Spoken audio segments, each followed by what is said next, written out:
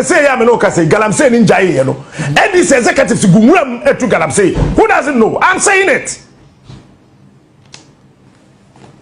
Me, I fought Galamsey. I am sitting and telling you today, NDC executives say to Galamsey. The National Democratic Congress in Penning for constituency executives. One was Shemram to Galamsey says here. Men pesa topic na me de ban na be dane by dane anyere wo se nwura mo to Galamsey, but I am watching. Galamsey is still ongoing our prisia me boana forest na yes ye yire ye ho na ya forest no ho ban no. People are still depleting our forest. Say ya me no ka say forest reserves are who doing still excavated system ye dri forest no tugu. Why? Ebuza for mamu nyina makwa ba de baga na Nsem TV so. But one more so be like video na be subscribe to the channel no attend on notification be next time. Videos of this nature about so be timaka be na so watch your comment section on the maisa. Na ene de entokwana e ba ne de home match o. A home match. I mean, a home match. Na so do hutu Nyankopon so a. Ade nyina di buawo na wiye. Ye run another kakufa do ka same 2024. Okan ewo is it presbyterian sorry the man. So do hutu Nyankopon so a. Kofo be ka den on be den, don be nyina. Rade ka ho bibia anya adwuma. Omo nyina ni begu ase. Abuza for the munyam ne fame Mr. President, but one more so be like video, be subscribe to the channel, no attend no notification. Be next time. Videos of this about so sabiti makabi. Na said the munyam fame Mr. President, but wasn't be some na information be to from bia so Ghana Nsem TV ya mama 10. Community ne wa. Timo so moncha ya odosa. If by chance you don't help me set up my new studio and everything, me shall reach out through number na wasi no sabe kame na mobile woman bia me saka so me se me de wase pa so. Nene the Captain Smart na on one channel no to be money on one for NDC for nanuanum. Ya catch them say NDC ni hwe de magana for. Na esan kofo bi yefo no. Esan otan na kofo bi tan ni rana da kofo ado ene Dr. Bawumia. Otan kofo bi tan NPP amanyoku no.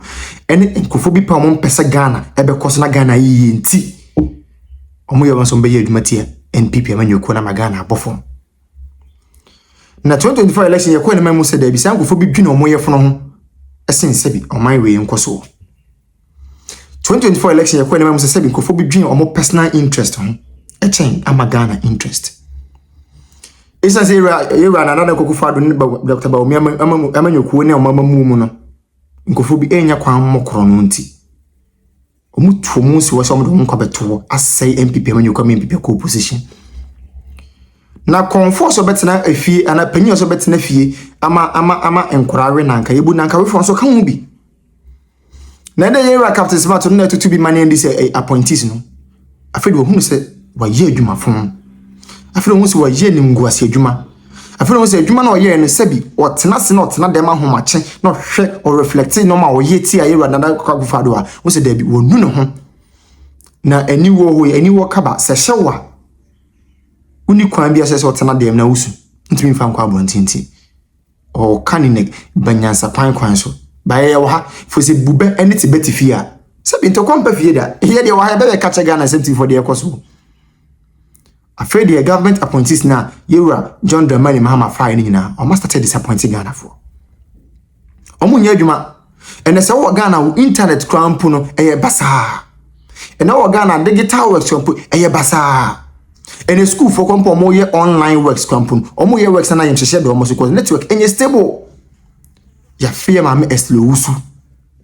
Queer mammy eslousu or any near internet system dear. One of the top notch thing and near war Ghana ha. I was a for Minka Samuel or Crammy Captain Smart or come baga. Ghana in any timu. I will check for the money we said the Moko. Nay at Ghana had the Indian team. Ye nyina na etim o man na yeko nanimu eyeko na chi ejina ho ye nyina na etim na wo NDC ni so a wo de o man ni munye enso se na wase ye no se wo na wo ma ewu e na so wada ade besa kombedo ye wa ebuja for me enkomra. Ministry for Communication and then they can say Communications, Digitalization and Innovation. George. Ministry of Communication power achievement anyway. Yes. Yati DSTV so. Yati DSTV so. Yatu data and I yati data so. And I don't know. And only a day.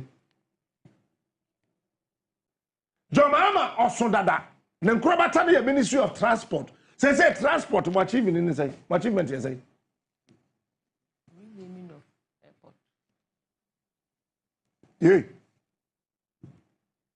Transport. Ena odahono. Honorable Joseph Bukari. Honorable. Tell the whole world your achievement in 1 year. We want to know. Maybe we don't know because you haven't told us. So shame me, come out. Say, Honorable Omanibu Ama, Yamin Fan the currency, or call, men come Omanibu Amasem. Mutala Mohammed, Yamin Fan the currency, men canasem. But Minister for Labor, Jobs and Employment. Strategy, wasn't one, what crowd would you know? Your friend Abdul Rashid Pepo.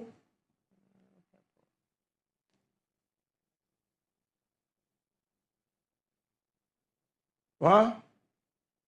Pacho, say, I'm no say. Where the Juma day? Away. They do 1 year. Away. Where Anya Mahama some that bio where a ministers, no ministries, not some.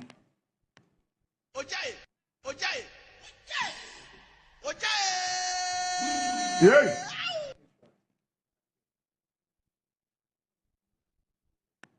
Maria, are you here? Ministers, no pa. Obi an achievement, mra. I am shady. Away. That's why I know my question meet the press. And accountability development forum. Because some kwana crofok can we have a catch up say, hey, 100 and 2,000. Men can't say 900 achievement. I don't quite achievement. My list. We want to say no. Say the Ghana secret shower and your secret. And so to be publishing Crofono. I mean, you say na kwa we oti hey. You the Ghana by mimic tax as Captain Smart. Near the hand man who. Listen away.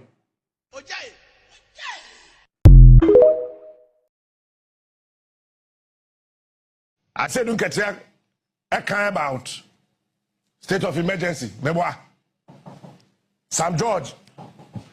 You care about state of emergency. Me daka. Me kind. I could find the time. Me daka. Obia's no state of emergency. I didn't say. NDC from 24 to Galamsey. Go to the various constituencies and check.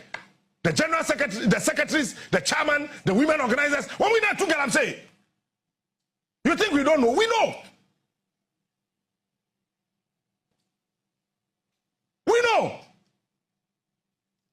As a DC, our particular district, MC, our particular municipal assembly, MC, our particular metropolitan assembly. Na ye tu Galamsey wo ho, na ye ntimi stop here. Na DC, you know, MC, you know. No, I'm so fast one saying. Tell me.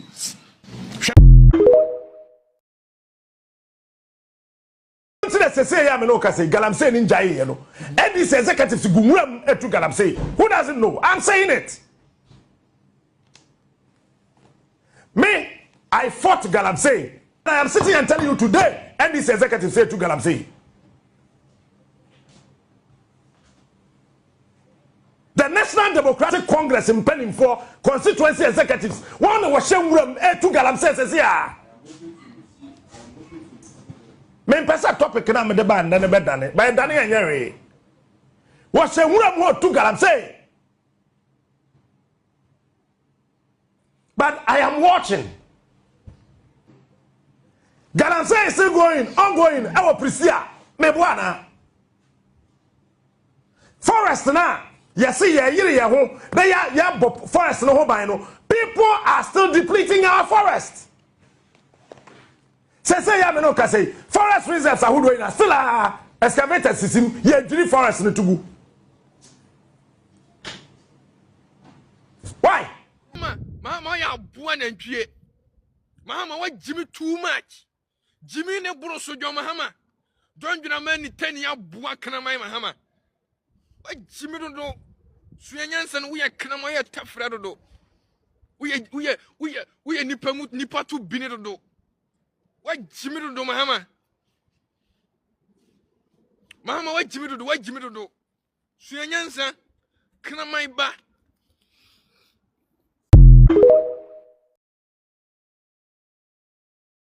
Adentina oral team ni na ye won bibia wie. O ma prepare document ni na wie. Maybe can oral asem. Oral was just an oral thing. Sa that John Dramani Mahama catcher said, "Oh, oral operation recover all loot." It is just oral. It was just oral. Me man to ababa Mahama so onkoye go mo touch my kwan home. It's the very first day of share yen was Movenpick. It was not Movenpick. Kimpiski, right? Yes, it was Kimpiski. Me kwaya me ko bisa ne kwasa no. Me bisa ne kwasa. E ba so obeye bread, obeye kwan, be school dan. Me bisa ne say, "Wo awie yen sika no oba dan no beye." Me mo video no nchira wo kwahwe Mahama answer. Aban ne dia fi. President call parliament. State of the Nation's address. I see the wheels of the law grind slowly. Massa. Hey,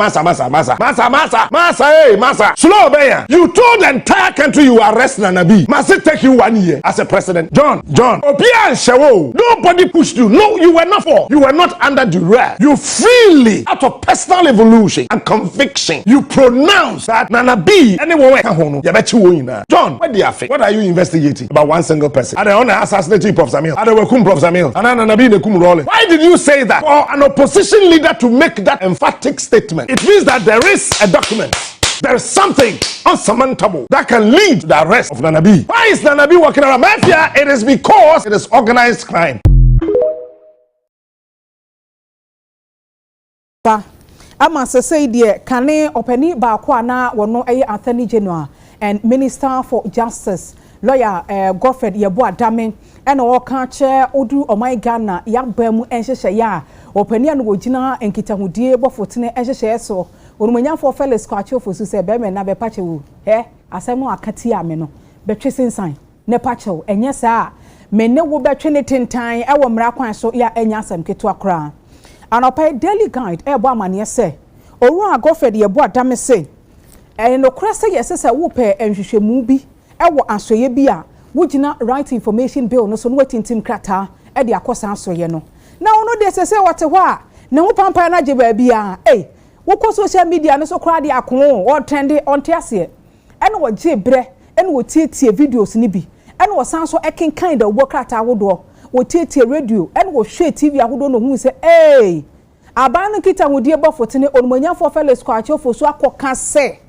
akonta mine na mpanifo se na wodi ne dwumadi a emfa mra kwan so no ono kane Attorney General and Minister for Justice Owura Godfred Yeboah Dame onim hu bi na Owura Dame so oti asem na ode nsa to na se etimo asem na krache ne kan sa na de onime se me na me ye from goodie to ewo brekra emfa mra kwan so ane wo so okasa sa da bi ni modu eni se okasa sa na Owura Godfred Yeboah Dame se eno nten kwada nchan no oti asem ne ko akira na okohunu se Owura Felix Kwacho fosu se na no ensanchofo bi tintim krata eba na so ya na wo mu penchirimu edefa akonta mining ne enim so se akonta mining de eye NPP amanyoko no udu asantemantemu a wondwem tenafo Owura Bernard Entwibu esi akoche ma wuntumi na akonta mining ye ne dia emu nsensem kwa de mpanifo kwa da so gina court wo ho ya enya asem keto akra na wo se Owura Felix Kwacho fosu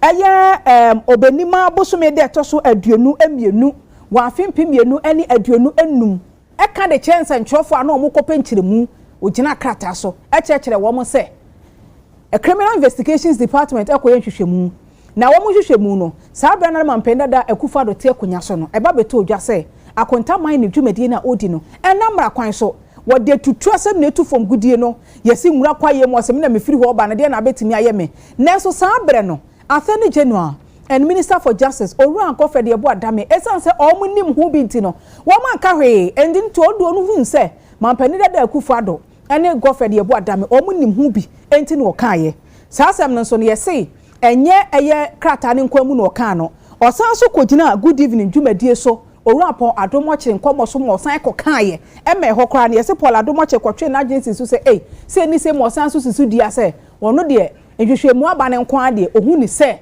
ehwehwemu na aba ne wo sempanifo 2 na mo na omo 2 na mo ntino wo mo ni mu bi sa seminti e na kane pani ana oja oye aban no ya pani no hwe atentene ne ensem so Oru Ankofe de ebo adame se ene onye na so Oru afale squad chofosu wate wo se aduasam yenu atechire mada so ka sa asemu a eche so wadanse die eti se wa ma metwe ansan ampa chew ama na koma ntɔ ne yam a wo se ne obehia no court na ne eka hu bia no wa ba beka ama Ghana fo so atebi e ho no se asemi onfa ncheda ena no pay daily guidance so ebo emu amane